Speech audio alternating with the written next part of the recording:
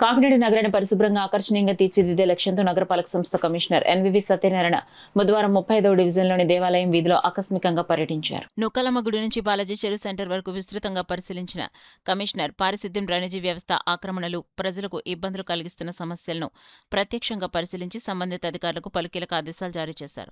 పర్యటనలో భాగంగా దేవాలయం వీధిలో డ్రైనేజీలో పెరిగిపోయిన చెత్త, ప్లాస్టిక్ వ్యర్థాలు, సిల్టును వెంటనే తొలగించేలా చర్యలు చేపట్టించారు. అలాగే శ్రీ బాల త్రిపుర సుందరి అమ్మవారి ఆలయం సమీపంలో డ్రైనేజీలో పేరుకుపోయిన మట్టిని యంత్రాల సాయంతో తొలగించి వర్షపు నీరు సజావుగా ప్రవహించేలా అధికారులు చర్యలు తీసుకున్నారు. డ్రైనేజీలు పూడిపోవడం వల్ల వర్షాకాలంలో నీరు నిలిచిపోయి ప్రజలకు ఇబ్బందులు కలగకుండా ముందస్తు చర్యలు చేపట్టాలని కమిషనర్ స్పష్టం చేశారు. డ్రైనేజీలపై అక్రమంగా నిర్మించిన ఆక్రమణలను గుర్తించిన కమిషనర్ వెంటనే వాటిని తొలగించాలని ఆదేశించారు. ఈ కార్యక్రమంలో health officer doctor Prithvi Charan, sanitation supervisor Naidu, DE Lakshminarayana, sanitation inspector Prasad, సచివాలయ సిబ్బంది తదితరులు పాల్గొన్నారు. మనకి ముఖ్యంగా ఈ వీధిలో అట్మాస్ఫియర్ ఏరియా కాబట్టి డ్రింకింగ్ వాటర్ మనకి ప్రాబ్లం కాదు. లైటింగ్ కూడా బాగానే ఉంది.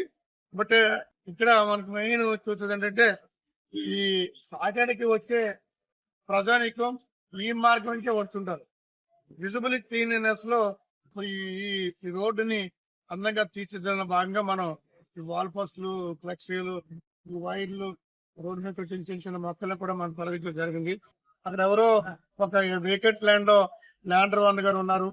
వారు ప్రారీ కట్టేసుకుని ఆయన మొక్కలని కూడా యువతలు పెరుగుతున్నారు. రోడ్డు మీద పెరుగుతుంది. అవి కూడా రిమూవ్ నుంచి జరిగింది. ఎందుకంటే మీ వికెట్ ప్లాంట్ లో ఉంటే మీ మొక్కలకి మీరు రెస్పాన్సిబుల్, కానీ దాన్ని నెగ్లెక్ట్ చేస్తూ అవి పబ్లిక్ కి ఇబ్బందికి వస్తున్నాయి.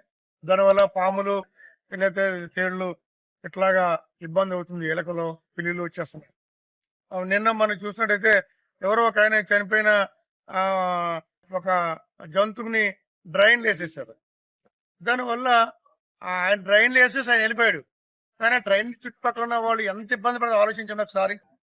ఇది మనం చేయవలసిన పని. ఇది అదే ఒక డస్ట్బిన్ మా మున్సిపాలిటీ చెప్తే మేము పట్టిపోతాం. కానీ ఆ చనిపోని జంతువుని తీసుకొచ్చి ఆ డ్రైన్లు వేసేయడం, అది నేను స్వయంగా చూసి నేను దగ్గర నుంచి అలాంటి పనులు చేయొద్దని అందరికీ కోరుకుంటున్నాము. ఎందుకంటే పక్కలు ఉన్నారు, పాంబరంలో పండితులు ఉన్నారు, అందరూ ఉన్నారు. మరి చిన్న చిన్న పనుల వల్ల ఎదుటి వారి యొక్క జీవన శైలికి చాలా ఇబ్బంది అవుతుంది.